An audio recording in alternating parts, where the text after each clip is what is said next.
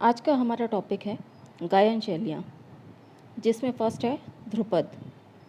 इसका आविष्कार कुछ विद्वानों के अनुसार यह प्राचीन ध्रुवा गीति है या यह प्राचीन प्रबंधों का ही संक्षिप्त रूप है।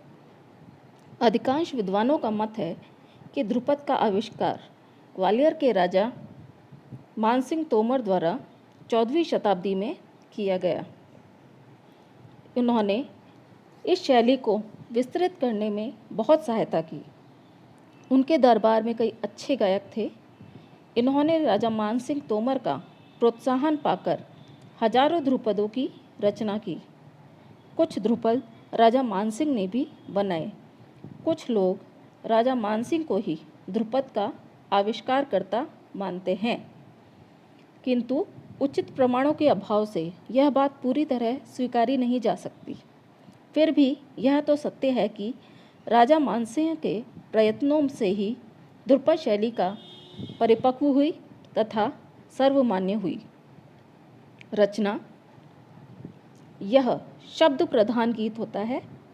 इस शैली की प्रकृति के अनुरूप इसमें स्वर गांभीर्य बना रहता है। इसमें वीर, श्रृंगार आदि रसों की प्रधानता रहती है। इसमें 4 भाग पाए जाते हैं: स्थायी, अंतरा, संचारी और आभोग। नेक्स्ट है वाणियाँ। ध्रुपद की विभिन्न शैलियों को वाणी कहा जाता है।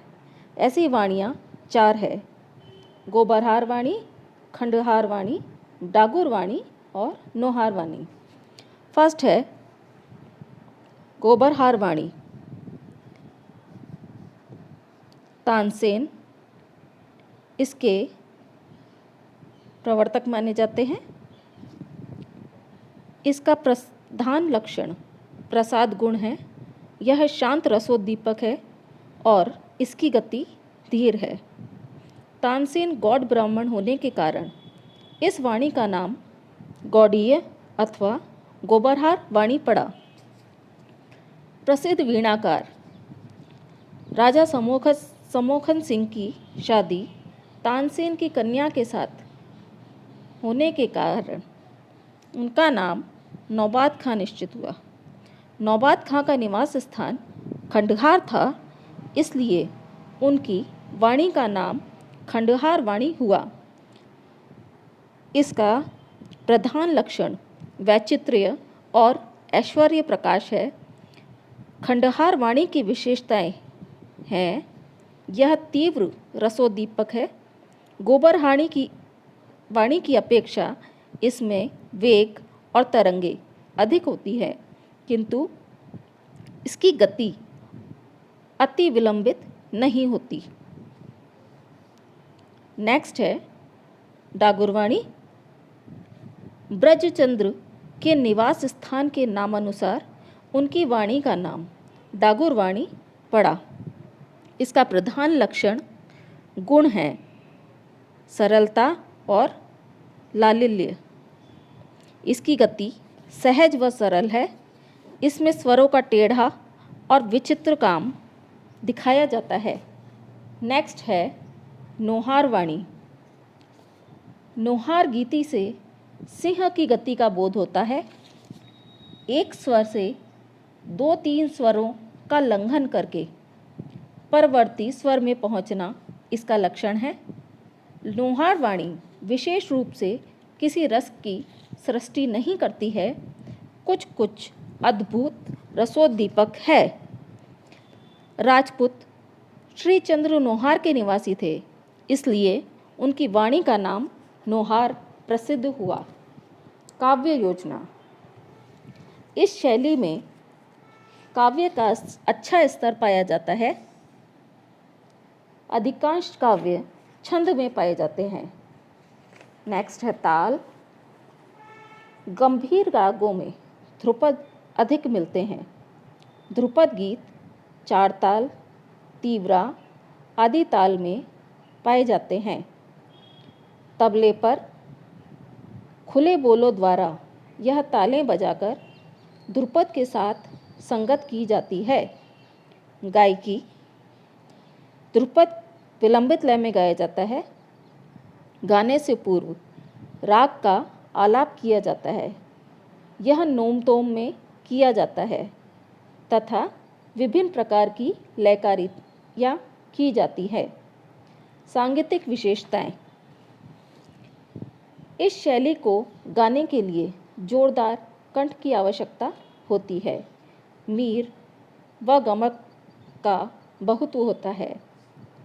ध्रुपद गायक वह माना जाता है जिसका स्वर गंभीर तथा जोरदार हो, जिसे स्वर का अच्छा ज्ञान हो तथा जो भाषा तथा राग में अच्छी जानकारी रखता हो।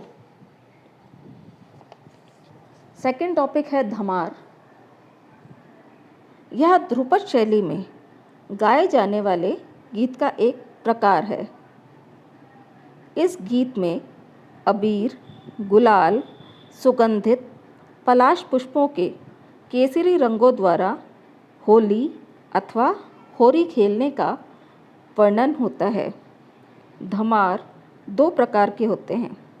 पहला है प्रकाश, जिसका सम एक स्थान पर स्पष्ट होता था। दूसरा है गुप्त, जिसका सम गुप्त होता है और आरंभ में प्रथम पंक्ति को 3 बार गाने के बाद अंतिम बार में समझ आता था। प्रकाश ढंग के धमार ही प्राय गाते जाते रहे हैं। इसका आविष्कार। ऐसा गीत जो ध्रुपद से कम गंभीर हो, संक्षिप्त हो तथा श्रृंगार रस और चंचलता से युक्त हो, वह धमार कहलाता है। अतः बैजू जी द्वारा धमार का आविष्कार किया गया। रचना। इसकी रचना संक्षिप्त होती है। स्थाई व अंतरा 2 भाग होते हैं, जिनमें श्रृंगार रस की प्रधानता होती है। विषय वस्तु। धमार गीत ब्रज भाषा व साधारण हिंदी में होते हैं। इसकी शैली। इसमें गायक का स्वर जोरदार हो तो धमार अच्छी लगती है। इसकी शैली लय प्रधान है। लयकारी का अंग उपज अंग कहलाता है। ताल। धमार सभी गंभीर रागों में गाई जाती है। इसके साथ धमार ताल का ही प्रयोग होता है। धमार ताल 14 मात्रा की होती है। ध्रुपद व धमार की तुलना। ध्रुपद गायन का उद्देश्य शब्द तथा स्वर के माध्यम से उदात्त तथा गंभीर वातावरण की सृष्टि करना है। इसलिए इसकी गायन शैली आलाप प्रधान है, जबकि धमार का उद्देश्य गंभीरता से हटकर रंगीन वातावरण पैदा करना है। अतः इसकी शैली लय प्रधान है। सेकंड है ध्रुपद की विशेषता बढ़त के अंगों में है। इसके अंतर्गत स्वरों का विस्तार विविध आलापों के माध्यम से किया जाता है। धमार गीत प्रकार में होली खेलना, पिचकारी, रंग, गुलाल आदि शब्दों की अधिकता रहती है, जिसमें श्री कृष्ण, राधिका तथा गोपियों द्वारा होली खेलने का वर्णन होता है। ध्रुपद चौताल में गाया जाता है तथा धमार ताल में गाया जाता है।